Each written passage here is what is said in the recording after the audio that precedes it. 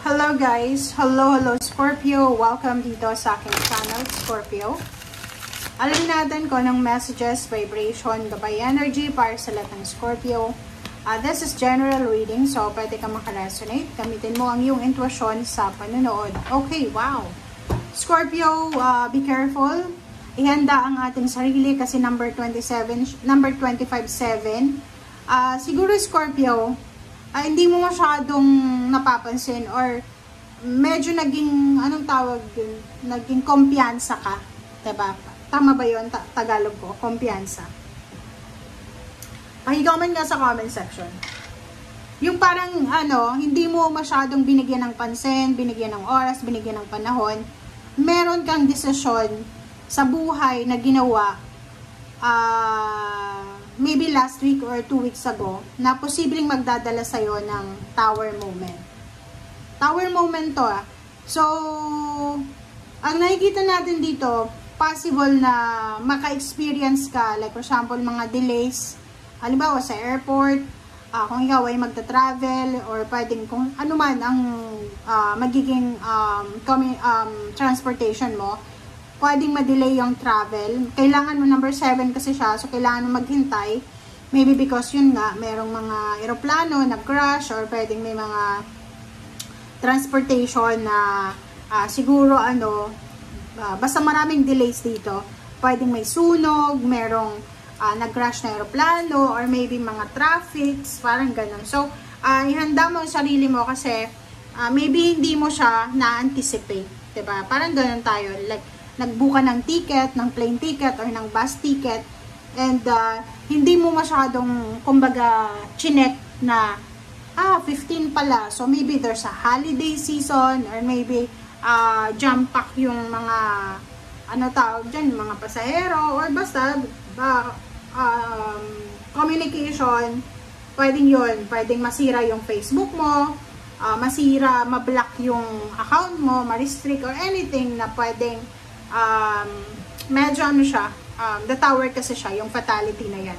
Okay, so maraming unexpected na rejection, unexpected na problems na pwedeng ma-encounter mo. But, sinasabi ng bara sa'yo dito na number 27, you need to wait. Okay, huwag tayong masyadong magmadali.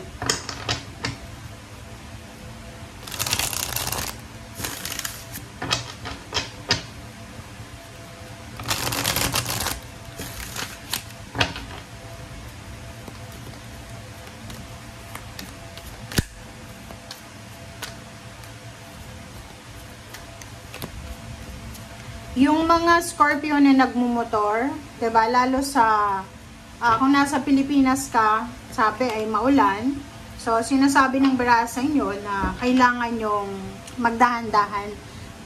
Kasi makaka-encounter ka ng aksidente or anything, pero hindi naman yan sinasabing ikaw yung ma-aksidente. Kumbaga, may experience mo, makikita mo, or mararamdaman mo parang gano'n. So, yun, number 3, the Empress, Archangel Gabriel.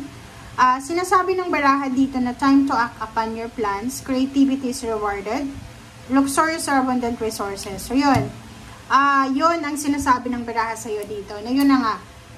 Ang Empress kasi, pag sinabing Empress, kung ano yung naiisip natin, kung ano yung lumalabas sa ating intuition, kailangan natin gawin. Kasi siya inspiration. But, ang baraha mo dito is hindi siya resonated sa Empress. Yung fatality in Empress, ibig sabihin, mag-iingat ka.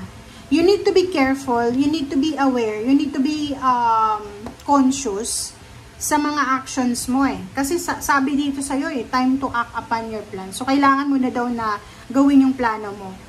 But, ang problema, meron nga ditong warning na kailangan magdahan-dahan. So, if it's about money, about financial, luxurious kasi and abundant resources yung ino-offer sa'yo ng The Empress Pwedeng new job, malaking sweldo, international travel, or anything na luxurious and abundant. Wag ka munang magmadali. Okay, wag munang magmadali and hintayin natin kung ano talaga ang dapat hintayin na sinasabi ng barahang yan. Okay, just this week lang. Kailangan mo maghintay.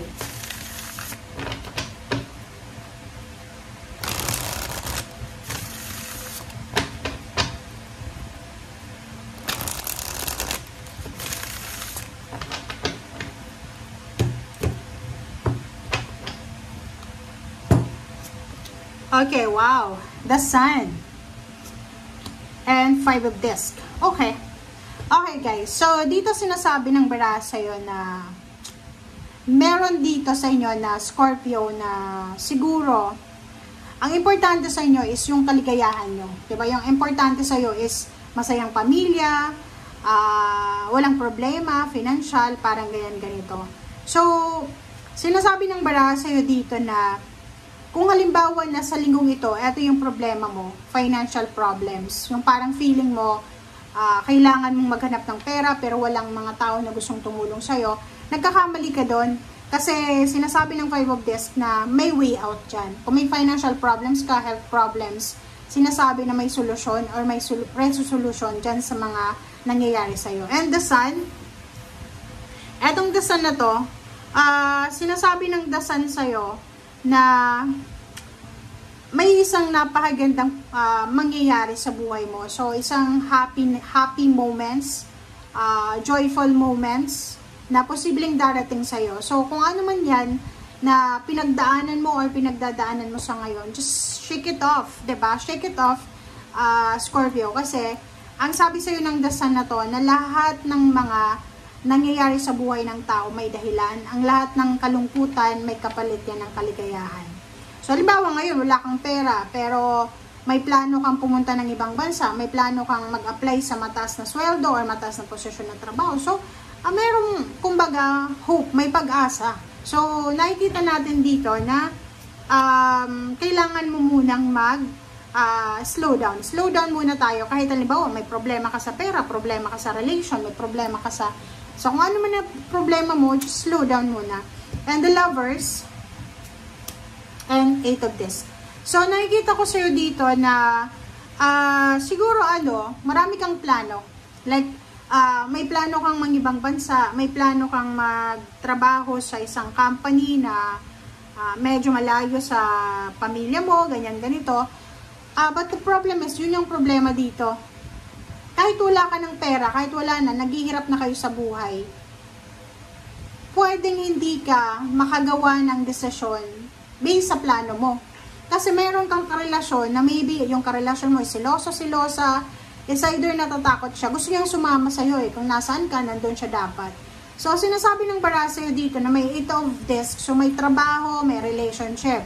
So, para sa kaligayahan mo, para sa kaligayahan ng iyong pamilya, kailangan mong magdesisyon, kailangan mong pumili kung ano ba talaga ang gusto mo. Oh, nakakaloka. Okay, so nakikita ko sa'yo dito, may asawa ka, may live-in partner, ano ba yung status mo, boyfriend, girlfriend. Kung makikita mo dito, posibleng mayroon kang desisyon na gagawin. Siguro sawang-sawa ka na sa karelasyon mo. Siguro sawang-sawa ka na sa pagsiselos niya. Parang alam mo yun, ang feeling mo na sasakal ka na. May ganun na sitwasyon, di ba? Especially sa'yo, yung Scorpio kasi gusto niya ng freedom Ang Scorpio, siya yung zodiac sign na gusto niya, magagawa niya yung gusto niyang gawin. Okay? So, may kumukontrol sa'yo Yung kumukontrol na to sa'yo, is either asawa mo, magulang mo, kapatid, or mga tao sa paligid mo.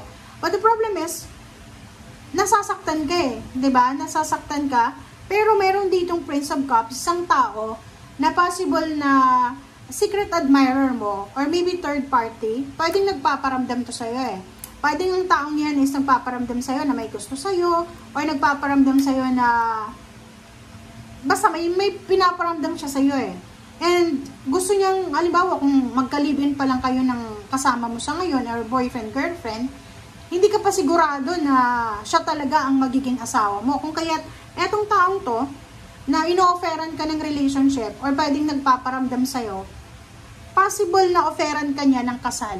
Di lang kasal, pwedeng offeran ka niya na tulungan ka niya sa mga obligations mo. Ang energy mo, okay, summarize natin Scorpio. Ang energy mo is ganito. Eto yan, sa 4 cards na to. Single ka, may asawa, may live-in partner. Kung single ka, siguro yung rason kung bakit hindi ka makapag-desisyon na makipagrelasyon, it's because of your family. Or maybe wala ka pang pera. Parang ganun, lalo kung lalaki kang Scorpio. Pero kung ikaw ay Scorpio, may ka-live-in partner, may boyfriend, may asawa, yun, nasasakal ka. Feeling mo, gusto mo nang magbago yung takbo ng buhay mo eh.